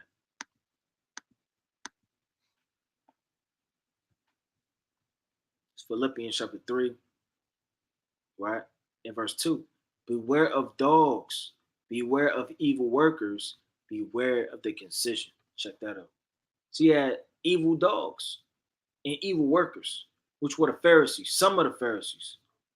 For we are the circumcision which worship God in the spirit and rejoice in Yahushua and have no confidence in the flesh. So what made the Pharisees a stumbling block for a lot of those men, even though it was one of the straightest sets, is that through their carnalism and their understanding of the law, it blinded them from the faith and mercy of Yahushua and who he was. And they had confidence in the flesh, man. Though I might also have confidence in the flesh, if any other man thinketh that he have whereof, he might trust him in the flesh, I more. So Paul, he's saying, look, man, if anybody thought that they trusted in the flesh, I more. Circumcised the 8th day of the stock of Israel, of the tribe of Benjamin. I mean, if anybody was going off in past time, it was me. I was the zealous of them all. I was the one that had confidence in the flesh. I was a damn Pharisee. I was the chief one of them. I was the one that was following it to a T. If anybody was confident in the flesh, I the more. Circumcised the 8th day. Not that he was beating on his chest on the left-hand side, but proclaiming the past of things that he did, how he was a Pharisee. And how all those things are dung and nothing pertaining to the knowledge and spirit of Yahushua. Of the stock of Israel, of the tribe of Benjamin, a Hebrew of Hebrews, as touching the law, a Pharisee. And why does he say as touching the law of Pharisee? Because that's what the Pharisees studied, man. They studied the law on a very high level. You go to Acts chapter 5, right? Go straight to the point. In verse, right? I don't want to read too much. Right, but nevertheless, I'm going to start at So I could bear with me. 34. Then stood there up one in the council, a Pharisee named Gamaliel, a doctor of the law. So you had doctors in the ancient world. This man was a very high understanding of the law. You may think you know the law, but I mean, our forefathers, they knew all the sacrifices to a T. A lot of people, they can name all of a roster on a damn 300. They can name the roster on Interscope Records. They can name all of the roster of rappers on damn, I don't even know any record labels, man. But they can name all of the rappers. Hey, these ancient men in the ancient world, they can name all the sacrifices, all the different animals, right? The judgment for this, the judgment for that, off the top of the head. The same way we quote precepts, because they studied these things daily. Just like a king sitteth on the throne in Deuteronomy, the 17th chapter. Had in reputation.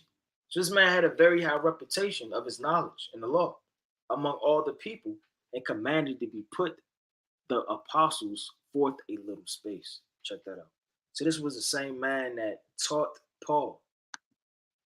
It says, concerning zeal, persecuting the church, touching righteousness, which is in the law, blameless. So he had two righteousnesses. One righteousness of the law, and the other one of faith and mercy. When you go to the book, right? Let's go to the book of Matthew. Chapter 23.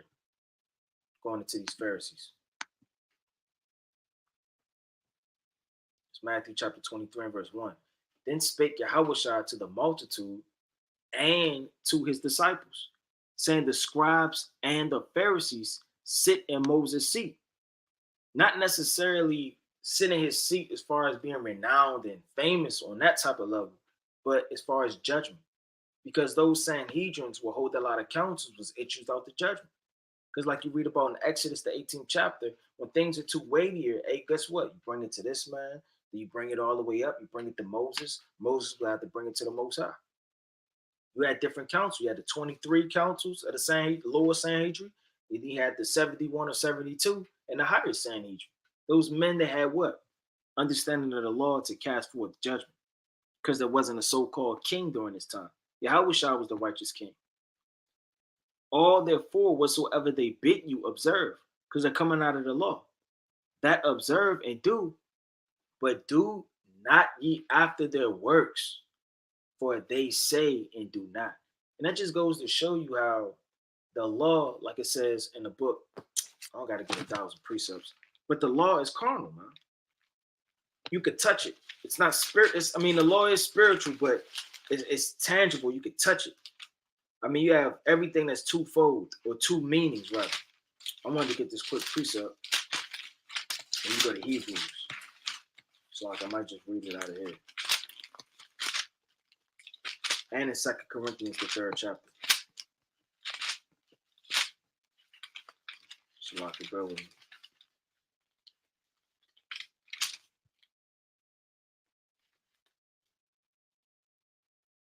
Yeah, that's what I want. I'm going to get the book of Hebrews, chapter 9. So I can bear with me.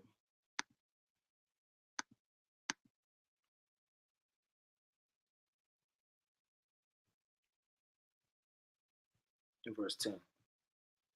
It says, which stood only in meats and drinks and diverse washings and cardinal ordinances. So certain parts of the law, yeah, was spiritual, but it had carnal ordinances. It was just carnal. And the Lord said to be carnally minded is death, man. I mean, we can't just live after the ordinance of the law all day. That's off.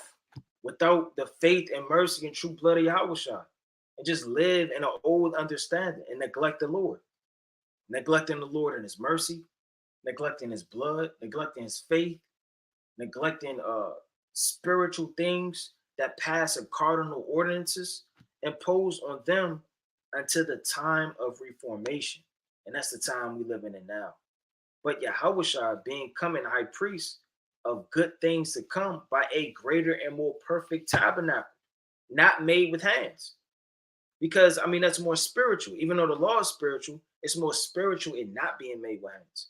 It's more spiritual not physically touching that line. It's more spiritual. and that it should slack it, that it is to say, not of this building. And that's what I wanted. Just wanted to touch on that quick point. It says, Salakia. I'm gonna start at verse 4. But they bind heavy burdens and grievous to be borne. What is heavy burdens that they were binding on men? The circumcision. That was one of the chief burdens that they were burdening on men, man. When you read the book of Galatians, the 6th chapter, they were pressing people out and jacking them up to get circumcised physically. They were grabbing them up, man. It's the book of Galatians chapter 6 and verse 12. As many as desire to make a fierce shoe in your flesh, they constrain you to be circumcised. What does it mean to constrain somebody? Meaning to force them, huh? They were grabbing up men trying to force them to get circumcised, only lest they should suffer the persecution for the cross of Yahushua. Meaning they didn't want to take on the blood and mercy of the Lord by understanding that you don't have to be circumcised to get the kingdom of heaven. If you're called circumcised, it is what it is. If you're called uncircumcised, it is what it is. On a physical level, it says, for neither they themselves who are circumcised keep the law, but desire to have you circumcised that they may glory in your flesh. That's off.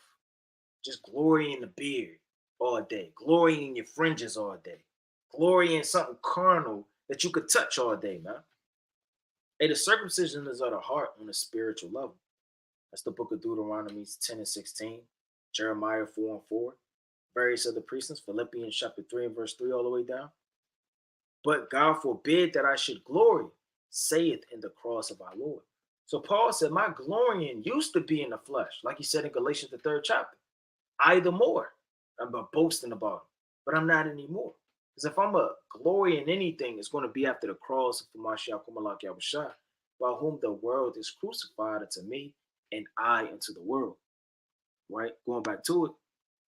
For they bind heavy burdens and grievous to be borne, and lay them on men's shoulders, meaning instructing and telling men what to do. But they themselves will not move with them one of their fingers. They're hypocrites. But all their work they do for to be seen of men. They make broad their phylacteries and enlarge the borders of their garments. And those are modern day priests and men that you see now, man. You don't have to say no Pacific Caps by name, but they know who they are. They know the spirit they're in. They know they want to be seen. They know the garments and luxury and spirit of liking to be famous and videos to be made about them and the views. They love the attention and love the uppermost rooms at feasts and the chief seats in the synagogues. Check that out. So they love all of these things, but those are to be seen of men and not of the Most High. When you go to the book of Galatians, chapter 3 and verse 11, get this quick precept. It reads, but that no man should be just like is justified by the law in the sight of God. So nobody's justified by the law. It don't matter if you're a Pharisee, man. You can't trust to your own righteousness just because you know the law. It is evident, Salakia, for the just shall live by faith. So if you're just and upright, you're not going to live after and be justified by the law. You're going to live and be justified by the faith, man, and nothing else. You can't be justified carnally because you're going to fall short. Right?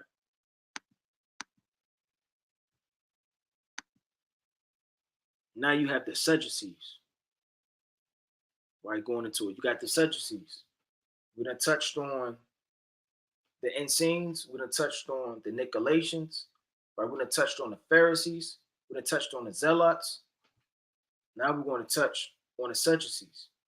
Now the Sadducees, like I was saying earlier on in the spirit, earlier on in the lesson, they were more of a set that had money.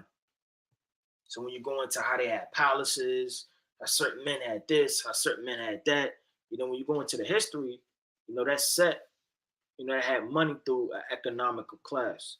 It said the Sadducees, let me zoom it in a little bit more.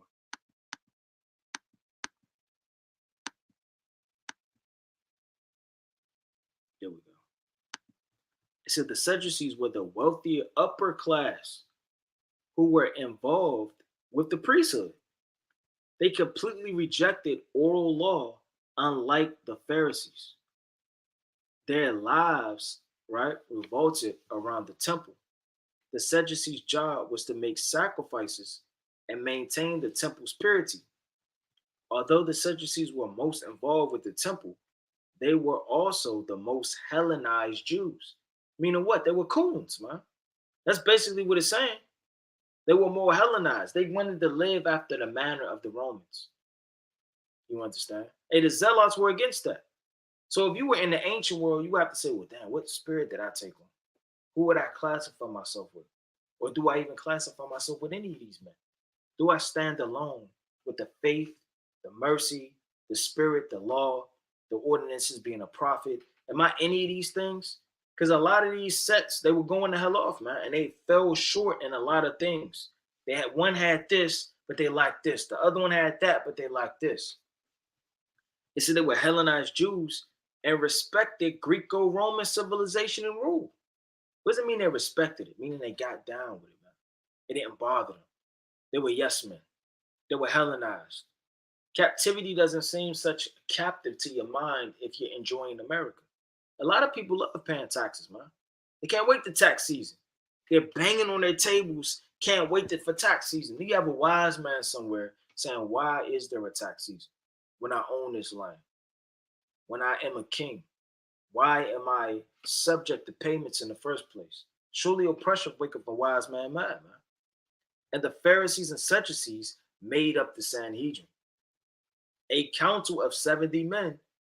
So there you go. So, when you go into the history, some says 70, some says 71, some say 72, who made all the decisions for the Jews.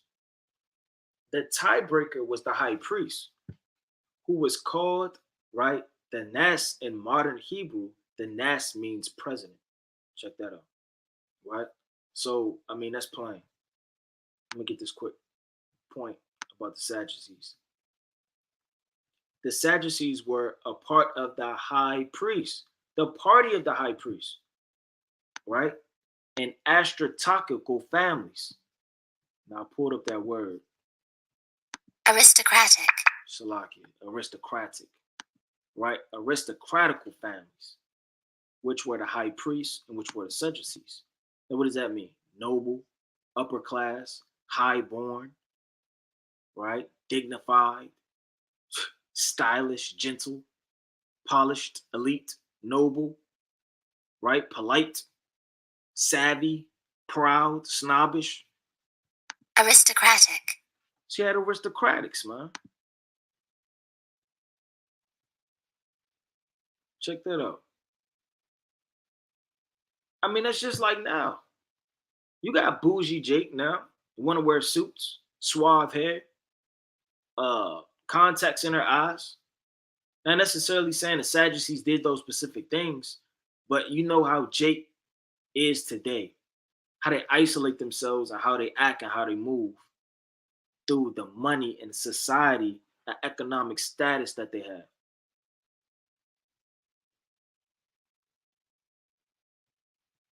From the Essenes being in poverty to the Pharisees being middle class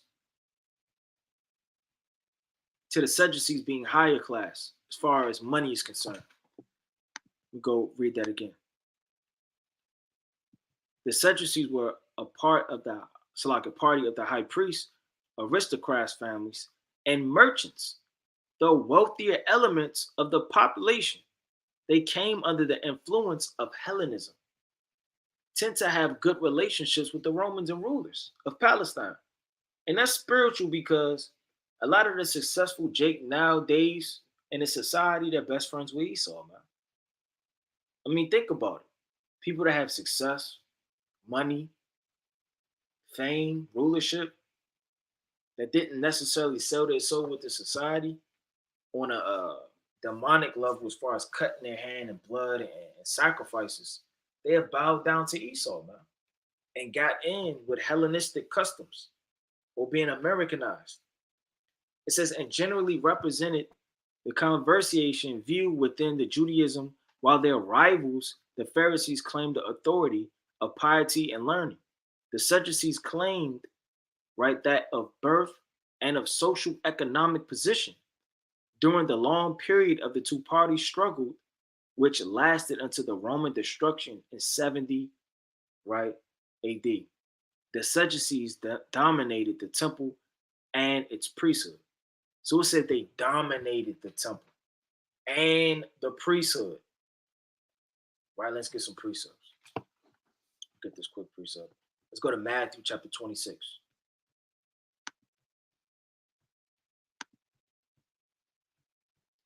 It's Matthew chapter 26. And I'm going to start at 57. And it reads, and they that had laid hold on Yahushua led him away to Caiaphas, the high priest, wherewith the scribes and the elders assembled. Check that out. But Peter followed him afar off unto the high priest's palace. How did he get a palace, man? What is a palace? A high priest had palaces, man. They were rich. Let me get that real fast.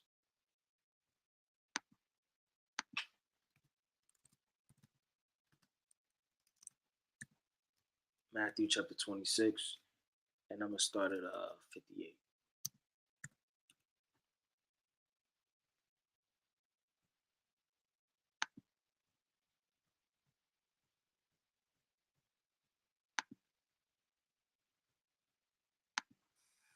Strong's G 833. I'll lay. Right, so it says, the house itself, a palace. Check that out. The dwellings of the higher classes usually had two, one exterior between the door and the street, and other interior surrounding the building of his dwelling itself. The latter is mentioned in Matthew. It said the latter, not even the beginning. In Matthew chapter 26 and verse 69. So, I mean, there you have it, man, a higher class. Upper echelon, man. Right? I want to look that up real fast. Yeah, I don't want to get too deep into the palaces. But it's all in the scriptures.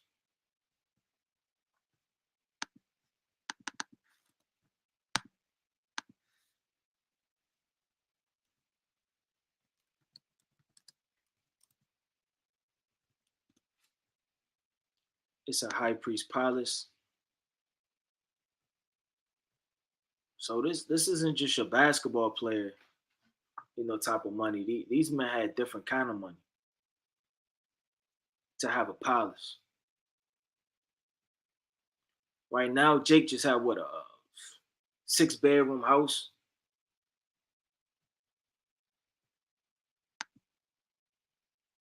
Look at this.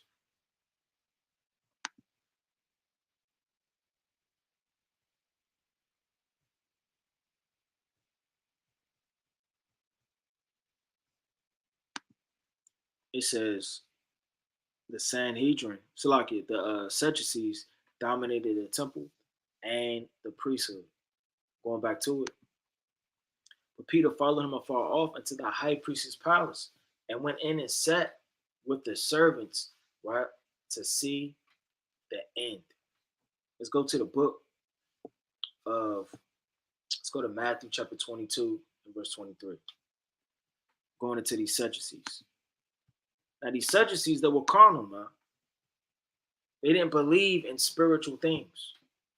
So you had the Pharisees, they believed in the law, they believed in the resurrection, they believed in spiritual things, but they trusted to their own righteousness, which was their downfall.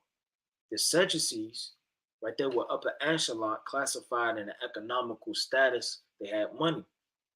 They believed in the law. They believed in a lot of things as well, but nevertheless, their downfall was they didn't believe in spiritual things. They didn't believe in the resurrection, the raising of the dead. They don't believe in anything spiritual as far as angels. Yet the Essenes, right? They had their downfall, right? Each one of these sects, they had a fall to them. The Zealots. So you want to watch the type of spirit these men were moving in. It's the book of Matthew, chapter 22. We'll start at 23. That same day he came to Sadducees, which say there is no resurrection, and asked them. So they're saying there's no resurrection. They're calling the Lord and his doctrine a lie, man. Saying, Master, Moses says if a man die having no children, his brother shall marry his wife and raise up seed into his brother. And this just goes to show you that just because you don't understand the scriptures, don't mean that the scriptures is a lie or something that you read further on isn't the truth. These men read in the law of Moses one thing, but their lack of understanding led them to the understanding that they had. That's what the Lord said in verse 29. You do error not knowing the scriptures, man. Know the power of God. When are you going off? You may read something and think you understand it, then read something else. That's contradicting that. That can't be true. Or maybe the New Testament isn't real. Next thing you know, you start going off, man. You start getting jammed up. And hey, man, you wrestle to your own destruction, like Peter said.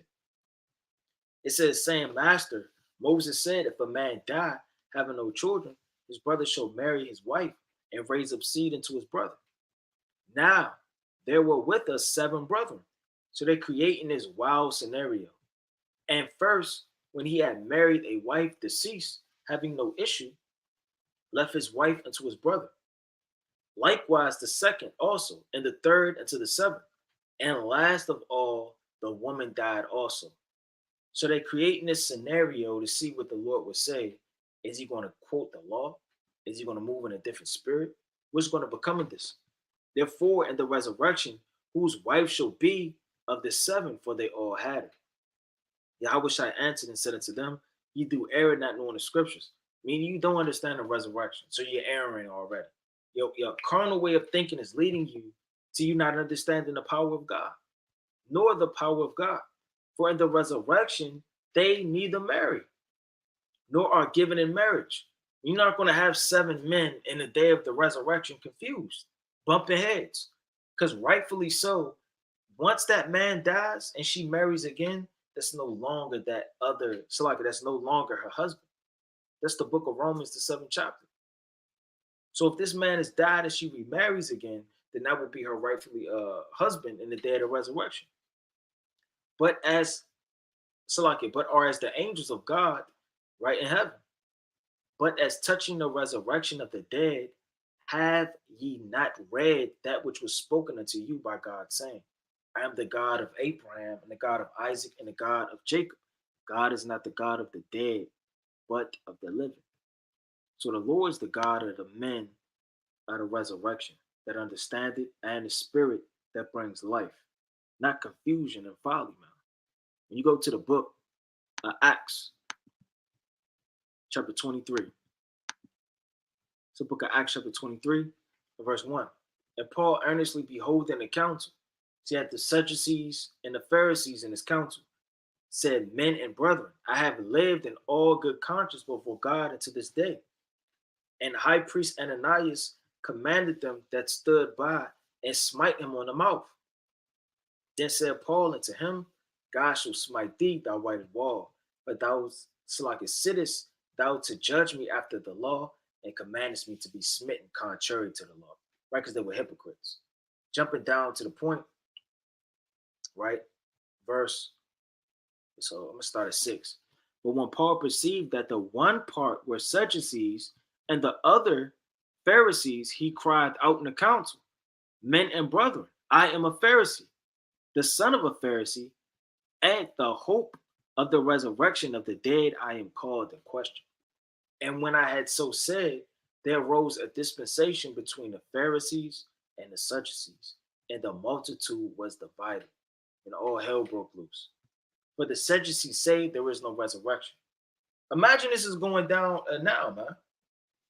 You got 2 camps that were coinciding in peace till multiple wives get brought up. Or damn, the mark of the beast get brought up. Or a hot topic get brought up and people just get divided. And all hell start breaking loose. For the somebody say the book of Enoch is real. Somebody says you have to read this. And Somebody says you have to read that. For the Sadducees say there is no resurrection, neither angel. So they don't even believe in the angels, nor spirit. But the Pharisees confess both. And there arose a great cry.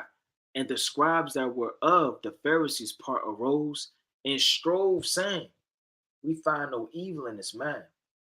But if a spirit or an angel have spoken to him, let us not fight against God. And then we're more spiritual, man. And you have to be spiritual. Can't be a carnal man walking around. That's off. And what did the Sadducees also do and also believe? Let's go to Acts chapter 4 and verse 1.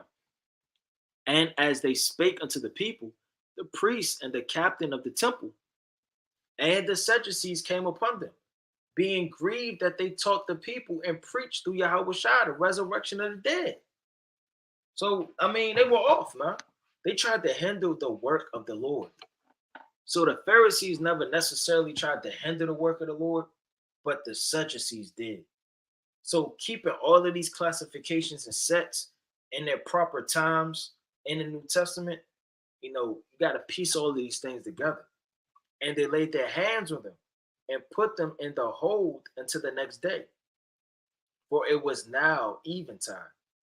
Howbeit, many of them which were Slakia heard the word, believed, and the number of men was about 5,000. So they were selling the men, man. They were out there believing. And it came to pass on the morrow that the rulers and the elders and scribes and Ananias the high priest and Caiaphas and John and Alexander, right, as many as were the kindred of the high priest, were gathered together at Jerusalem. And when they had set them in the midst, they asked, by what power or what by name have ye done this? Then Peter, filled with the Holy Ghost, said unto them, ye rulers of the people and elders of Israel. Who were the rulers? The high priest, the elders, all of these men. If we this day be examined of the good deeds, and that go to show you, like, it's always that high authority of Israel that's hypocrites.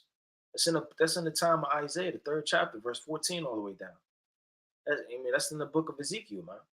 During the Babylonian Empire.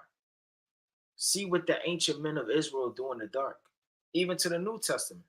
The rulers that always hindered the growth of the nation through their wickedness, through their rebellion, through their self-zeal to do what they want to do and lean on their own understanding and fulfill their lust and pleasures. If we be examined, and we're supposed to be examiners, or the men are, the elders are rather, or their understanding of the good deed done to the impotent man, by what mean is he made whole?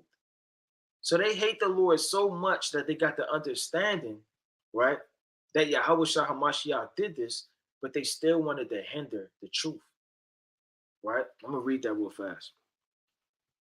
It says, so when they had further threatened them, they let them go, finding nothing how they may punish them, because the people, for all men glorify God, that which was done. Check that out. Now, I'm not going to read all the way down and read this whole thing, but nevertheless, scroll up a little bit more. And he's quoting the law right in the book of Psalms, chapter 118. Right, it's a mean chapter through the Spirit. I'm going to read 16. This is what I want.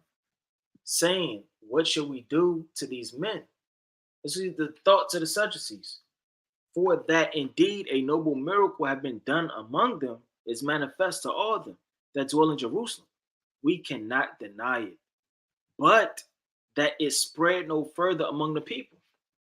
So they didn't believe in the resurrection and hated the truth so bad that they were hindering the apostles in the strength of the ministry of Yahushua. Let us straightly threaten them that they should speak henceforth to no man in this name. So that's off. That's the spirit of the Sadducees. Right? And let me get this quick precept too.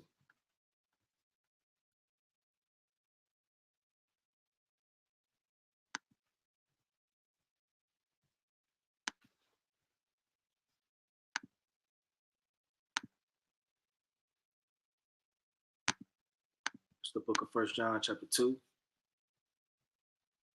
And I'm going to start at 24. Now, this is going into, Antichrist, but nevertheless, through the Spirit, it says, let that therefore abide in you, that which ye had heard from the beginning. So you have to let things abide in you, which you heard from the beginning, and not be swayed to and fro. You can't deny the truth. But the Sadducees denied the truth, man. Some of the Pharisees denied the truth. I mean, everybody didn't. You had certain men that accepted Yahweh Shah, that changed, that stood up for him in the scriptures. You had certain men through the glory of men and loving men so much that they denied the Lord, man. And through their own lust, got overthrown and going to get destroyed in the day of the Lord. As a matter of fact, I wanted to pull that precept too. So many precepts. I'll probably have to come back to that one. Yeah, that's what I want. So like a brother.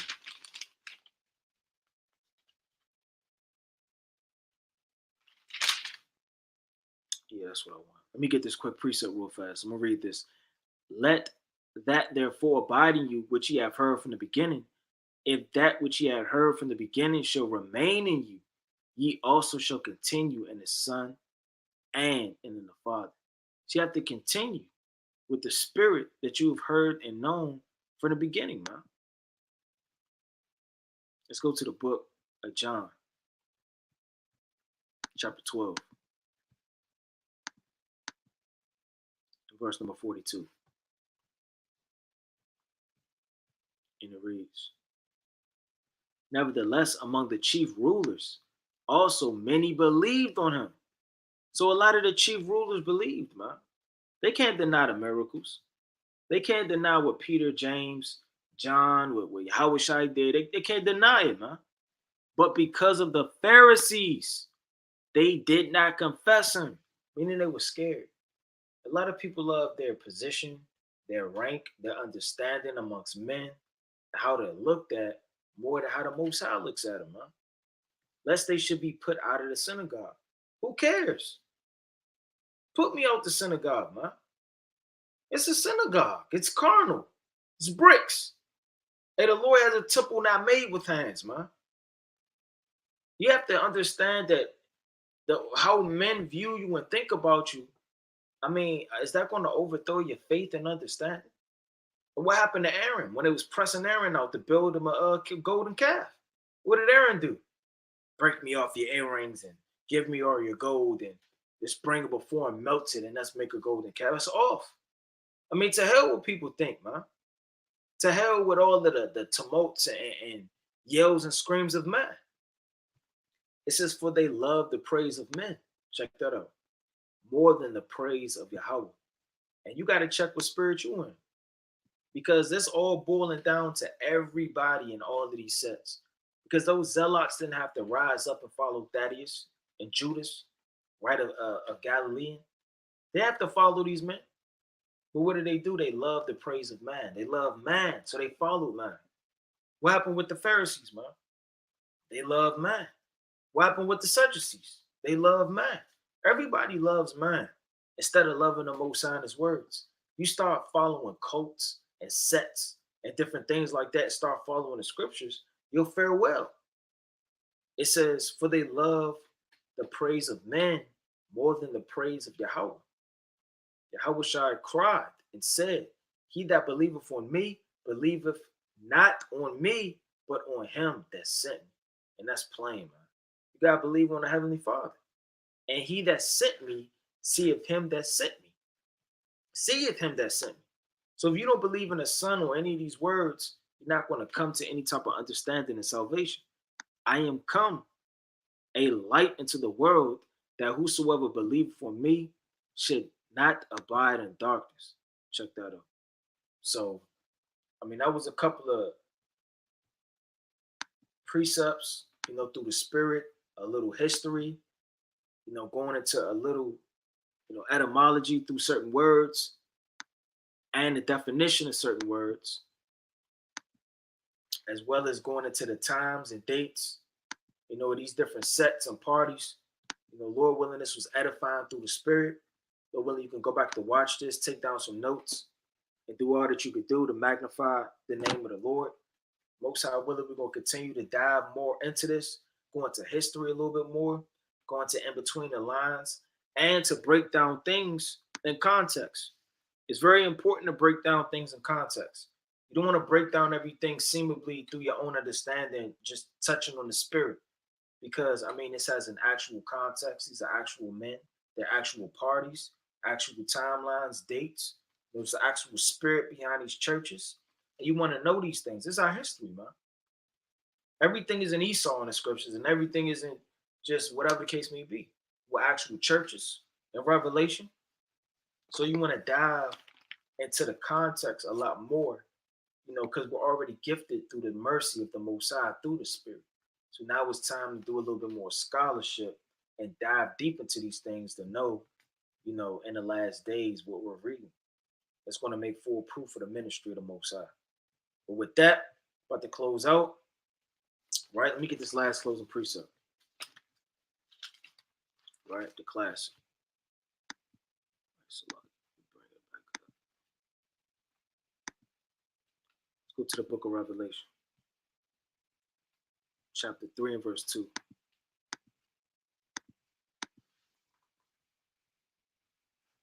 And it reads, "Be watchful and strengthen the things which remain that are ready to die." So you know more than anybody what's about to die on you, man. Whether it be your life, your understanding in this truth, right? It's sifting away, and God knows what. Examine that, man. Cry out to the Most High. Fight for this thing, man. Fight to keep your spirit in this truth. It's not just going to be a flaming fire when you wake up in the morning. You have demons attacking you when you sleep. Your wife, God knows what is going on with her. Your husband, God knows what is going on with him. Your children are all out of order, not willingly, but subject to vanity in the flesh through school, TV, movies, puberty. You got to fight for your household and your family, your congregation, the brotherhood, your sisters. Hey, they need you more than you think they need you, man. And you need you, man, through the Spirit. Who else is going to pick up the Bible when nobody else is around? Who else is going to fast? Everybody's not going to be there to push you all the time, man. Can't have a defeatist mentality or a childlike mentality that nothing ever goes my way. I'll never make it. I'll be in pity. I'll drown in sorrow. Maybe this isn't for me. Maybe I can't pick up my bed and walk, man. Hey, everybody that got healed by Yahweh, you know what they did? They believed, they cried after, and they walked. They died. They didn't stop, man. They besought the Lord over and over and over through prayer, fasting, faith, or whatever deemed fit for the Most High to behold your cry, man. So you have to strengthen the things which remain that are ready to die. For I have not found our works perfect before God. And none of our works are perfect. As you can read for 12 chapters a day, man. That's nothing.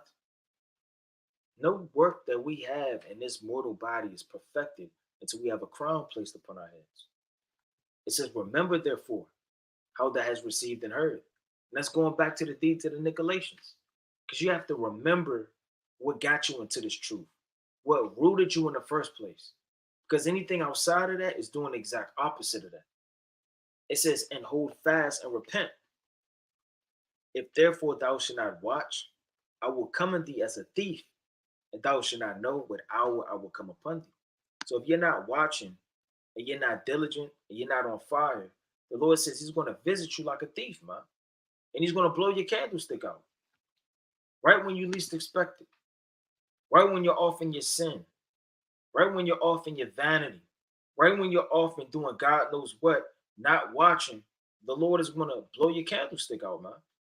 So as Passover is increasing and coming to pass and closer at hand, examine yourself, your families, your households, and do all things that you could do, right, to magnify the name of the Lord.